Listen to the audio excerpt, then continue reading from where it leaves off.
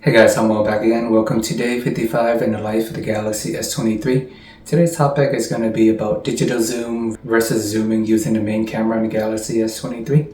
So I'm going to start off by talking about that, and then we will dive into another day in the life with using this phone. Alright, so here is me going on my walk, recording a video, stalking my enemies that I found near a pond. Currently recording on the main camera of the Galaxy S23. And if you zoom in, this is the 3x camera, also known as the telephoto camera. And we're going out to the wide angle camera at 0.6. And you can go to 1x and 3x. So in general, these are the three main cameras that is defaulted in the S23. And you can actually zoom in further. You can go into 10x and 12x. But once you start zooming in more, it is relying more on the digital zoom.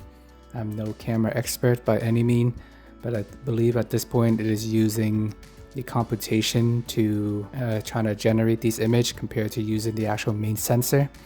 So for best practice, just stick with the three main cameras, the wide angle, the main camera, and the telephoto. Once you start using the digital zoom and going beyond the 3x, then you will notice that the image quality is reduced. But with the S23, you're just limited to the 3x camera. On the Ultra, you do get some more zoom capabilities there. So just in general, just stick with your three main cameras when you're recording. And if you absolutely have to, then you can zoom all the way in to 12x. But just be mindful that you're going to be losing some quality there. Hope you guys found that to be somewhat useful. But let's jump into day 55. Woke up at 5:40 a.m. Spent my morning out here grinding as usual. Sent a Snapchat to my friends, making YouTube videos every single day to give you the day in the life experience with these phones. I'm actually not recording on an iPhone 6s, by the way. I just have that mounted and use it as a security camera. But this one, as they would call it, for the snap. And usually when I'm going for a drive, doing quick errands, I would just mount the S23 as a dash cam if I know where I'm going, wouldn't need Google Maps. But when I do, I would use the S23 as a GPS, and then I'll use another phone just for the dash cam function alone. The main reason why I don't use a regular dash cam in my car is that I prefer to have everything uploaded into the cloud right afterwards. Regular dash cam, you gotta deal with micro SD card. I know some of them do have the cloud sync option, but those are much slower. And in the past, I did leave my $200 dash cam in the car, and when I used to live in the city, someone actually smashed my window. So a little traumatized there. So now I have to stick with the manual route. Every time I get in and out of my car, I just mount my phone on and use it as a dash cam. Not the end of the world, but that is how I manage my dash cam situation. Like I mentioned in my prior videos, I would highly recommend having a dash cam while you're driving at all times. I used to work in insurance claims, so I've seen all type of accidents, all type of crazy claims people make, whether they get a scratch in their bumper, he said, she said. But you know, pictures and videos, they prove it all, so always have evidences. Spend my morning doing some yoga. And then I read some news and rumors about the Galaxy Z Flip 5 possibly having a bigger outer screen that is shaped like a folder for some reason. I don't know why it's shaped like a folder. Doesn't bother me by any means, but I think a square shape would be suffice. Not sure if this is accurate or not. We'll find out in about 4 months or so, but I actually would not mind having a bigger screen. When I was using the Galaxy Z Flip 4 and even 3, the idea of a folding phone is great. It's nice. You can fit in your pocket. I love the idea of closing my phone whenever I'm done. But it does get really annoying when you want to use it. Every single time you have to reopen it again. It's another step. And you know me, and just having to do extra steps throughout the day, it does add up. Such as the Google Pixel 7.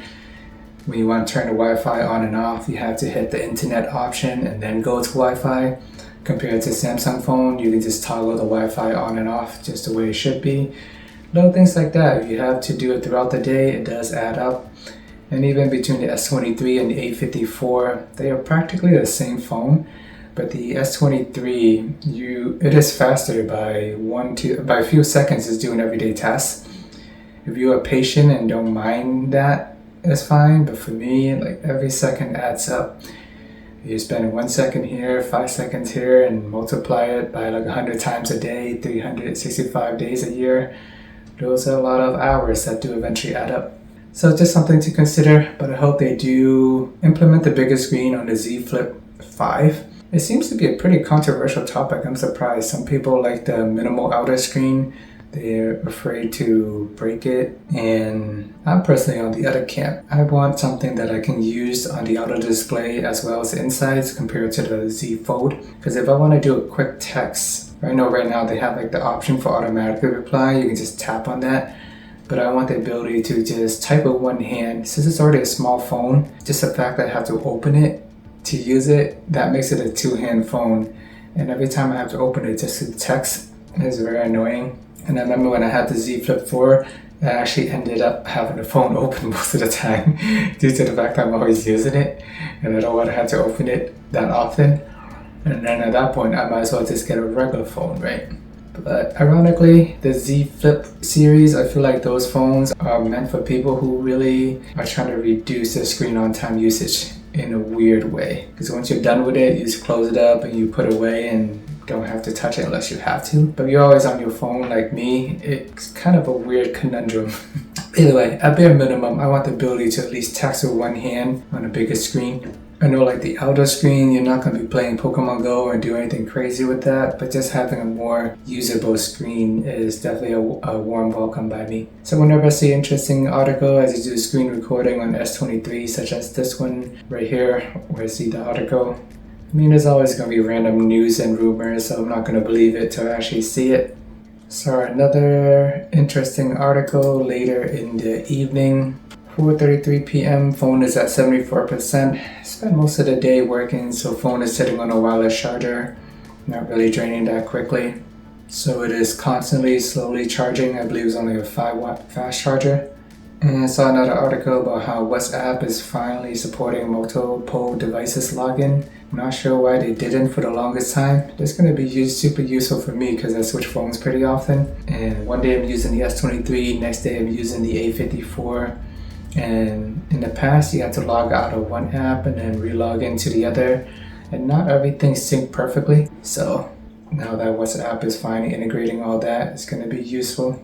And by the time I went to bed, my phone was about 50% or so. Woke up at 5:30 the next morning. We are currently at 41%, still going strong. Currently, the time is 6:21 a.m. as I'm making this video. And at 6:08 a.m., phone is at 36%. So I spent the morning watching YouTube videos, looking at Warriors highlight from last night in the playoffs. So here's the battery performance over the last day. Close to 19 hours of battery life, always on display, taking up most of the battery. 3.5 hours of screen on time because most of the time I spent working and not just staring at my phone. And yeah, pretty solid. You can see I start off the day at 100%. There are a couple spikes up in between as it's sitting in a wireless charger throughout the day, but I would still consider it a full day battery life depending on your usage. If you have a wireless charger at your desk, shouldn't have any problem with that. I went to bed without needing to charge my phone. Woke up, still have like 40% left. And I'm currently recording this video using the S23 as well. And when I'm done, I'm gonna put it back on my wireless charger and begin another workday. Alrighty guys, this wraps up day 55 in the life of the Galaxy S23. Let me know if there's anything else in particular you want me to cover. Please check out my last video of the design flaw of the S23 on day 54. As usual, thank you for watching. Please like and subscribe and see you guys in the next video.